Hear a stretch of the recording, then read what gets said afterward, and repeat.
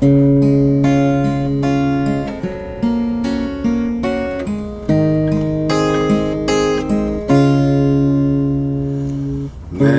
맘에 주여 소망되소서. 주 없이 모든 일 헛되어라. 밤에나 낮에나 주님 생각, 잘 때나 깰 때 함께 하소서. 지혜의 주여 말씀으로써 언제나 내 안에 계십소서. 주는 내 아버지 나는 아들. 주 안에 내가 늘 함께하네.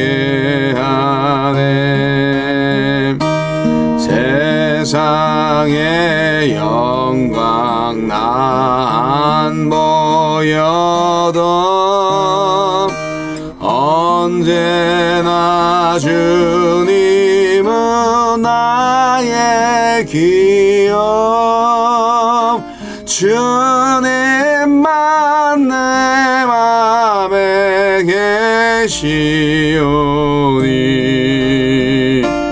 영원한 주님 참 귀하셔라.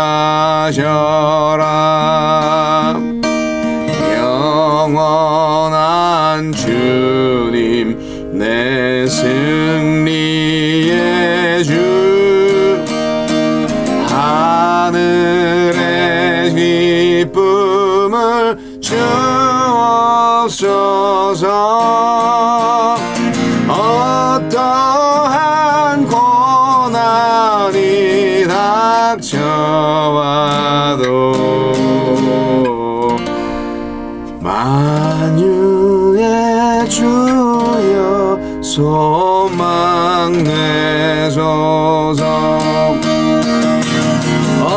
어떠한 고난이 닥쳐와도 만유의 주여 소망되소서.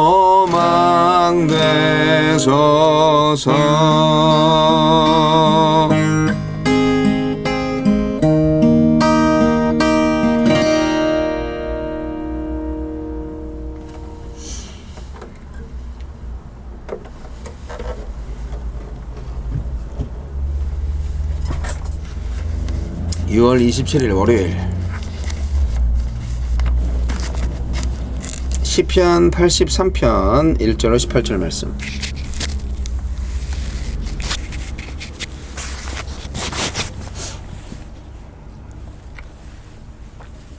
시편 83편 1절로 18절 읽겠습니다.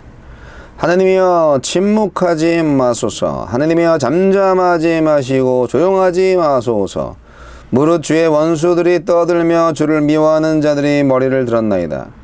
그들이 주의 백성을 치려하여 간계를 꾀하며 주께서 숨기신 자를 치려하고 서로 의논하여 말하기를 가서 그들을 멸하여 다시 나라가 되지 못하게 하여 이스라엘의 이름으로 다시는 기억되지 못하게 하자 하나이다. 그들이 한마음으로 의논하고 주를 대적하여 서로 동맹하니 곧 에돔의 장막과 이스마엘인과 모압과 하갈인이며 그발과 암몬과 아말렉이며 블레셋과 두로 사람이요 아수르도 그들과 연합하여 룻 자손의 도움이 되었나이다. 셀라. 주는 미디안인에게 행하신 것 같이 기손 시내에서 시스라와 야빈에게 행하신 것 같이 그들에게도 행하소서. 그들은 엔돌에서 패망하여 땅의 거름이 되었나이다. 그들의 귀인들이 오렙과 스앱 같게 하시며 그들의 모든 고관들은 세바와 삶은 나와 같게 하소서. 그들이 말하기를 우리가 하느님의 목장을 우리의 소유로 취하자 하였나이다. 나의 하나님이여 그들이 굴러가는 건불 같게 하시며 바람에 날리는 지푸라기 같게 하소서. 삼림을 사르는 불과 산에 붙는 불길같이 주의 광풍으로 그들을 쫓으시며 주의 폭풍으로 그들을 두렵게 하소서. 여호와여 그들의 얼굴에 수치가 가득하게 하사 그들의 주의 이름을 찾게 하소서.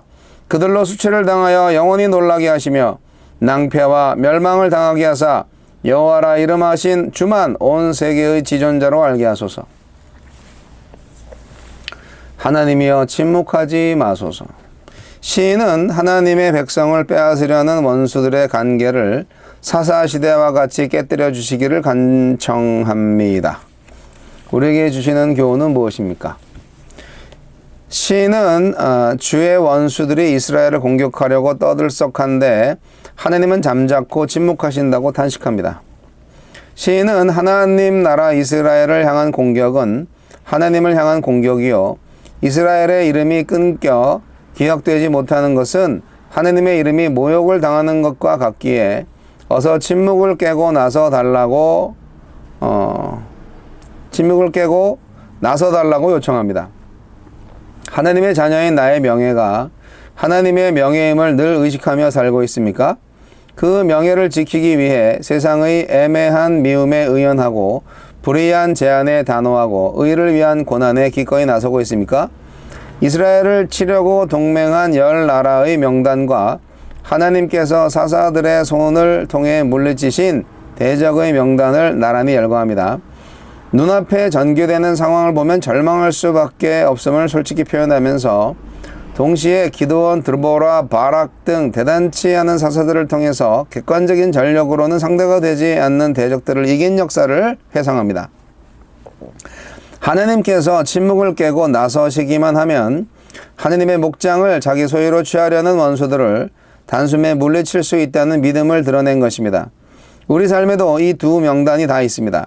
나를 넘어뜨리고 힘들게 하는 명단만 보면서 좌절하지 말고 침묵의 순간마저도 나와 동행하셨던 하나님의 활동을 떠올려 보십시오. 또 다시 하나님께서 나서시도록 요청해 보십시오.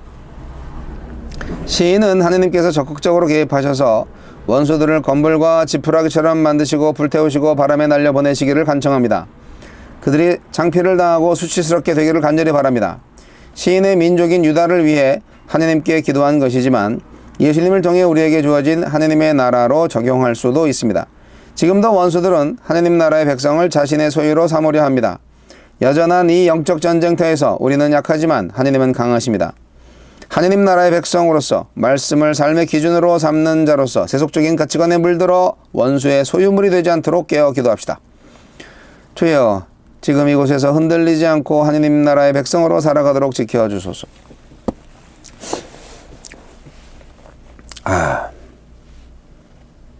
참 안타까운 시네요.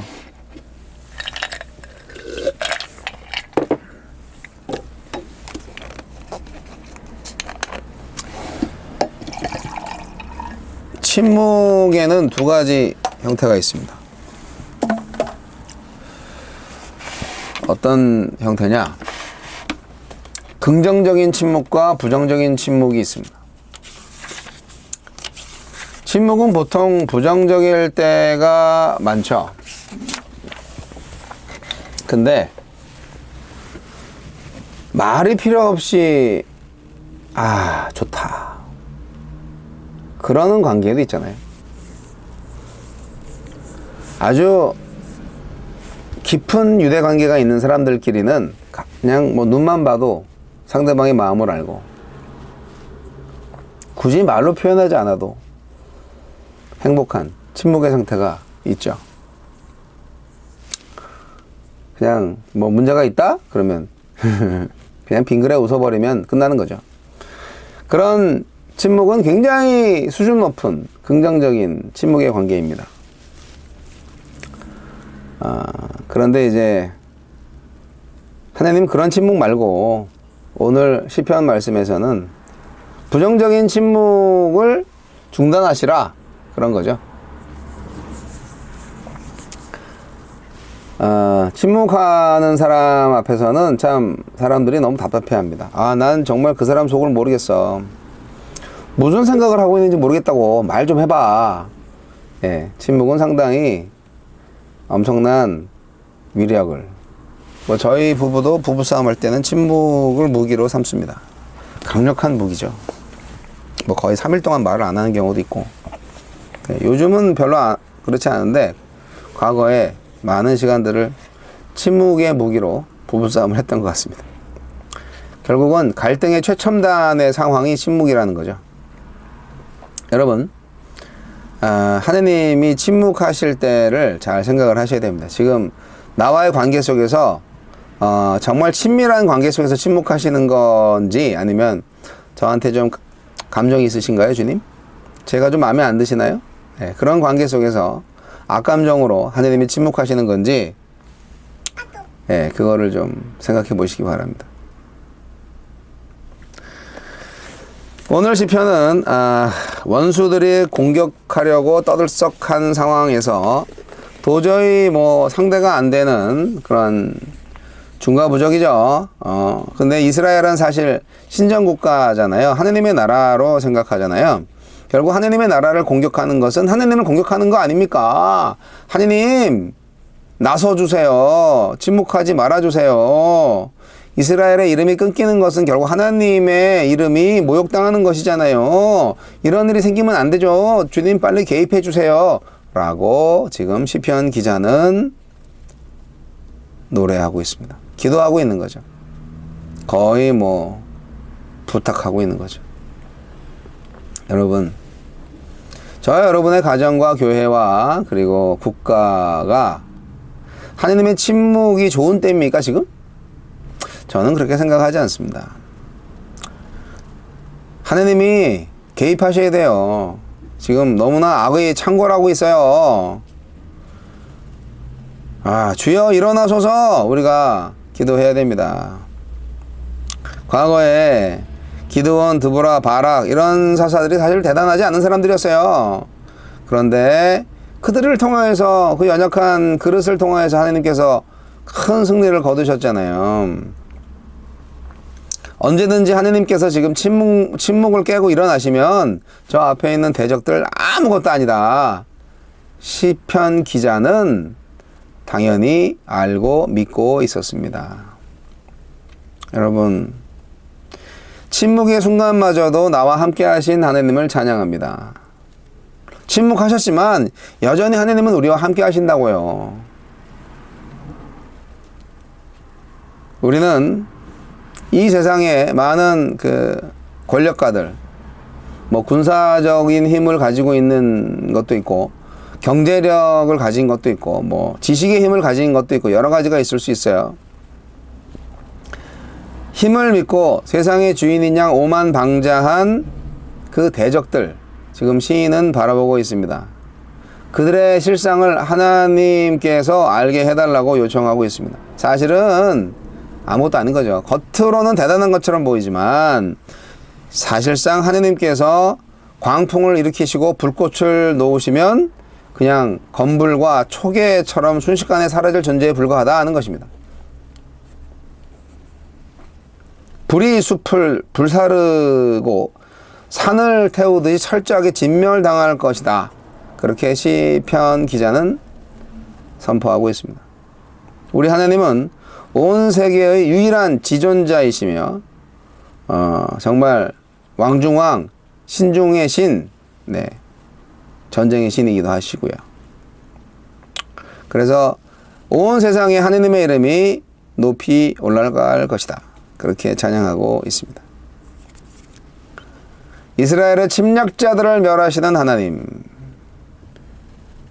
그 하나님을 찬양하면서 우리도 시편 기자처럼 원수들의 멸망과 수치를 구하는 간구하실 수 있고요. 하셔야 되고요. 지존하신 하나님의 행동을 요청하는 기도를 해야 합니다. 주님, 지금 빨리 개입해 주세요.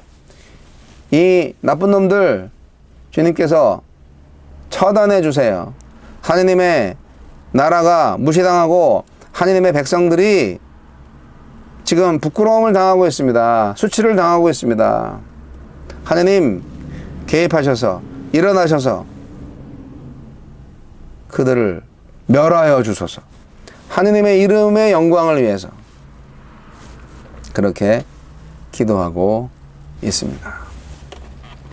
이렇게 우리가 시편 말씀을 자주 보면요, 시편 말씀이 상당히 전투적이다 하는 것을 볼 수가 있어요. 사실 인생은 전쟁의 연속이에요. 많은 사람들이 의로운 사람들, 정직하게 살려는 사람들을 잡아먹으려고 안달이죠. 거짓말과 막 갖은 곤모술수로 착한 사람들의 것을 빼앗아서 아주 자기들 배불리는 악한 사람들이 이 세상엔 아직도 많이 존재합니다. 하느님께서 그들을 왜 가만 놔두시겠어요? 다만 하느님이 기회를 주시는 것뿐이죠. 그러나 회개할 가능성이 전혀 없는 사람들, 물론 그건 하느님만이 아시겠지만 어쨌든 하느님께서 개입하시면 확실하게 희비가 갈릴 겁니다. 공의의 하나님, 정의의 하나님, 공평의 하나님. 여러분, 가난한 자들, 약한 자들한테 사랑을 베푸는 게 하느님의 공의입니다. 따라서 하느님의 공의와 사랑은 한 몸이에요. 하느님의 잣대로 볼 때는 약한 자한테는 더 줘야 됩니다. 강한 자한테는 적당히 줘도 됩니다. 그게 공평이에요. 산술적으로 똑같이 주는 게 공평이 아니에요. 어제 말씀에도 그랬지만 하나님은 이 세상에 어차피 불공정한, 불공평한 신체와 생각과 모든 환경들을 주셨어요. 누구나 다 금수저로 태어난 거 아니잖아요. 많은 사람들이 흙수저로 태어나죠. 그러면 금수저로 태어난 사람들이 흙수저로 태어난 사람들을 조금 도와주고 이끌어주고 섬겨줘야 하는 것이 하느님의 정의고 공평한 거예요. 도움 받아서 기쁘고 도움 줘서 기쁘고 하는 생활이 있어야 되잖아요. 아유, 저 일도 못하는 것들이 말이야, 왜 우리 걸 자꾸 빼앗아 가려고 그래. 그렇게 하시면 안 되죠. 하느님의 공의는 그게 아니에요. 이 세상 모든 사람들이 서로 사랑하며 섬기며 살아가는 것이 하느님의 공의입니다. 우리가 제대로 알아야죠. 교회가 그것을 선포하고 그러한 나라를 위해서 기도할 수 있어야 합니다. 오늘 위기가 닥쳤나요? 네, 우리 한반도에 위기가 닥쳤습니까? 저와 여러분의 가정에 위기가 닥쳤습니까? 영적인 싸움이 시작됐습니까? 기도하세요. 주여 개입하소서. 주여 침묵하지 마소서. 주여 알게 하소서. 세상 사람들이 하느님의 권능을. 여러분의 원수들의 멸망과 수치를 여러분의 기도를 통하여서 직접 눈으로 보기를 원합니다. 하나님께서 개입하시면 원수들 당장이라도 무너질 것입니다. 하느님은 모든 사람들을 다 사랑하시지만 모든 사람들을 다 구원하지 않아요. 여러분, 분별력을 가지시고 이 세상 풍속을 쫓지 마시고 하느님의 눈으로 이 세상에 옳고 그른 것을 분별하셔서 하느님의 영광을 구하시는 주의 백성 되시기 바랍니다.